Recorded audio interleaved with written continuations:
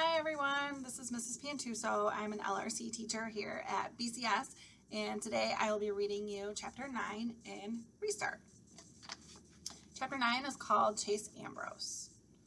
After the scrimmage, I head down to the locker room to get some player interviews. I arrive just in time to see Aaron slamming the heavy metal door in Hugo's face. He staggers backwards straight into me and lets out a whoop of shock. "Take it easy, Hugo," I tell him. "It's just me." "Hi, Chase," he manages, his voice faltering. "I'm trying to shoot some footage of the team." He hefts his own flip cam. "I thought Mrs. DeLeo put me on that," I tell him. "Oh, sure, totally," he says quickly. "We were just afraid you might, forget." "What do you mean forget?" I ask, a little annoyed. He retreats a step, blushing and looking plenty worried. "No offense," he stammers. Before I can reply, the door opens and there's Bear.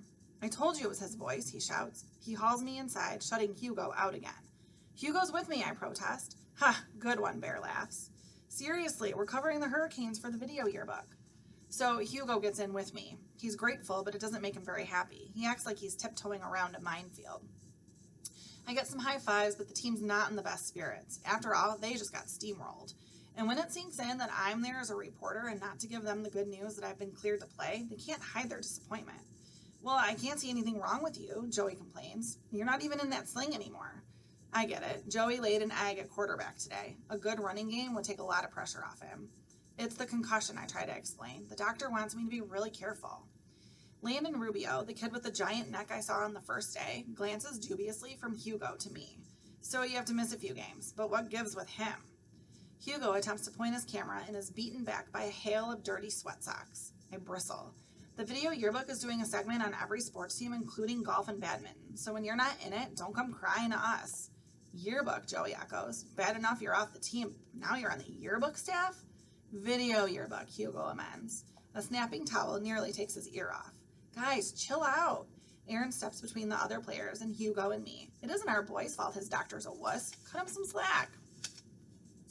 That doesn't explain why he's running around with the video losers, Landon challenges. "He's not running around with anybody," Aaron explains reasonably. "He's covering the Hurricanes, man, making sure we look good in that yearbook thing.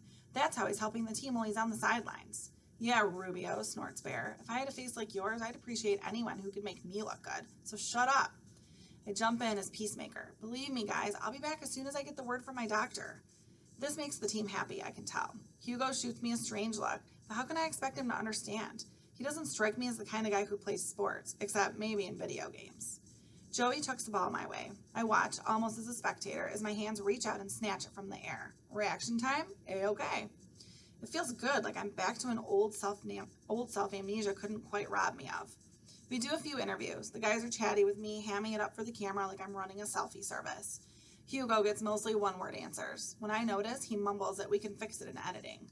I don't see how any amount of editing can fix Q. "What are your thoughts for the upcoming season?" A. Good. Then again, I'm just the newbie nobody even trusts to show up for my first video club assignment.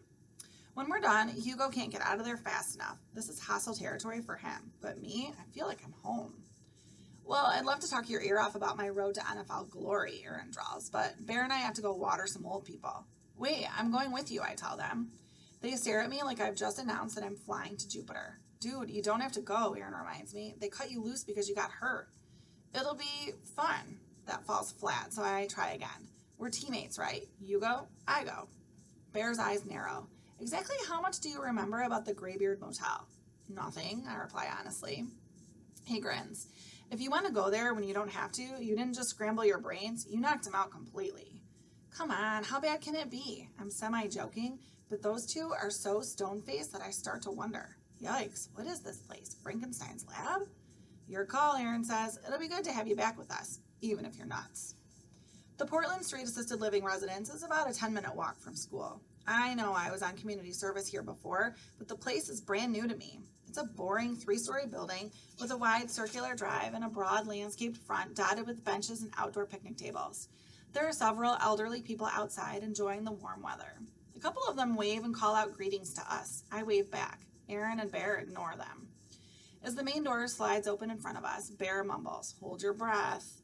It's an odd combination of two smells that don't mix. Fresh flowers and hospital-like antiseptic. Not great, but you get used to it in a hurry. We report to Nurse Duncan, who's the head nurse on duty. She's surprised to see me. I got better, I tell her, so I figured I should just finish off my community service. The court told you that? She asks dubiously. I shake my head. I came up with it on my own. We don't believe it either, Aaron jokes with mock solemnity. That's very noble, Nurse Duncan says. Well, I got you boys on the snack cart today. It doesn't normally take 3, but we'll give Chase a soft job on his first day back. We get a rolling cart laden with juice boxes, cookies, crackers, and free newspapers. By the time we get off the elevator on the 3rd floor, Aaron and Bear have helped themselves to half the merchandise. Believe me, they have more Oreos than these mummies could ever gum down, Aaron says when I look disapproving.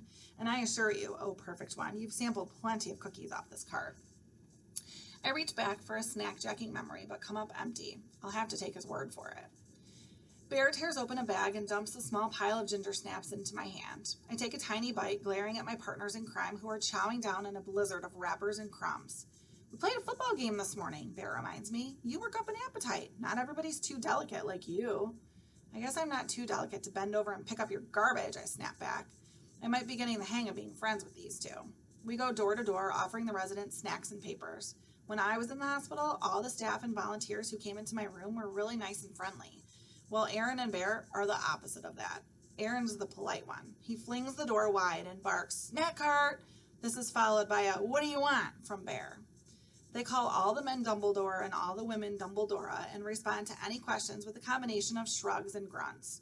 When I can't stand it anymore, I ask what I can do for everybody and usually end up adjusting bed heights, searching for lost TV remotes, and occasionally calling nurses. You're slowing us down, man, Aaron complains. At this rate, we'll never blow this Geritol stand. Quiet, I hiss. They'll hear you. You're joking, right? Bear sneers.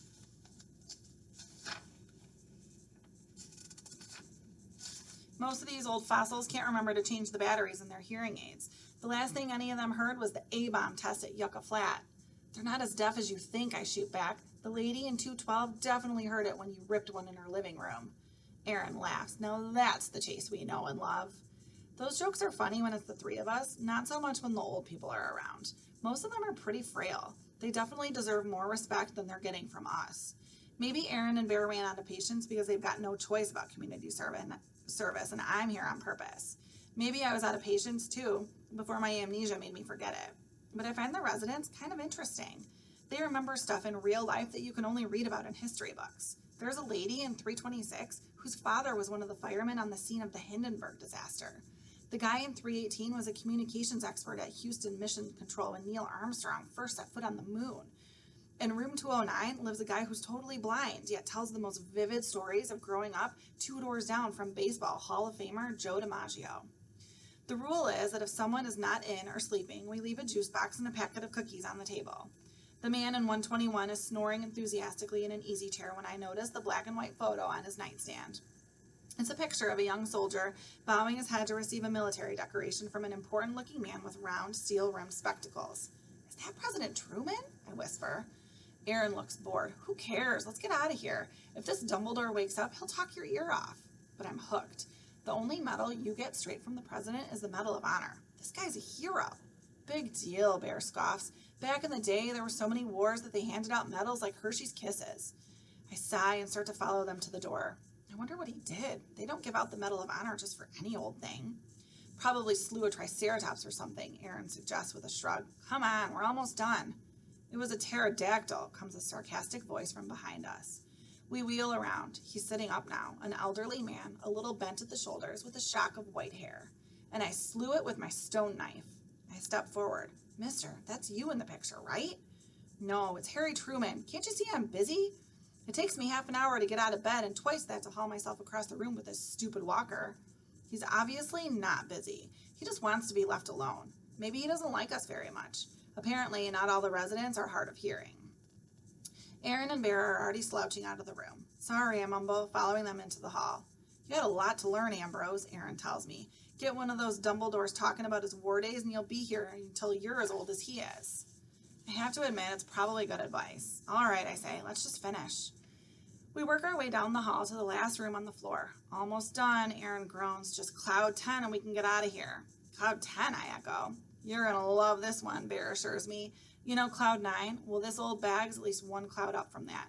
Half the time she's convinced this is some fancy hotel and we're room service. I see their point, but I feel kind of bad for Mrs. Swanson, who bustles around her living room in a frilly pink dressing gown, dotted with sequined flowers. She's obviously losing touch with reality, and there's nothing hilarious about that. At first, she thinks we've come for a visit, and she asks us to move the furniture into what she calls a conversation grouping. Aaron and Bear ignore her, but what harm will it do, really? So I shuffle a few chairs, no big deal. My friends are mugging at me behind her back the whole time, trying to make me laugh. They might be the smart ones. By the time I'm finished, sweaty and breathing hard, Mrs. Swanson is looking at me like she's too polite to ask who I am and why I'm rearranging her apartment. Aaron and Bear are snickering out loud now. We drop off her cookies and juice and head for the door, but she comes bustling after us, waving her pocketbook.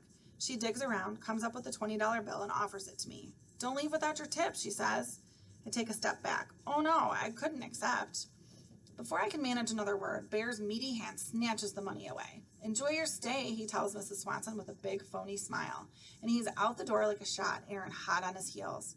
I catch up to them in the hall. "You can't take that money. It's like stealing." "No, it's not," Bear replies. "She gave it to me. Actually, she gave it to you, but you were too dumb to take it." "Yeah, but," I fumble for the right words. "You know as well as I do that lady's not all there." "That's discrimination," he says righteously. "I'm not biased against dizzy old bats who haven't got a clue what the deal is. They can give me money just like everybody else. You don't know her. She would have gotten really upset if we hadn't taken it. She wants to believe what she believes." "We're not here for kicks, you know," I insist. "We got sent here by a judge. If we get caught accepting money from the residents, we could get a lot more than community service." Bear rounds on me in genuine amazement. "You don't even have to be here, man. You made us bring you." I'm stubborn. "Give the money back." Aaron tries to be reasonable.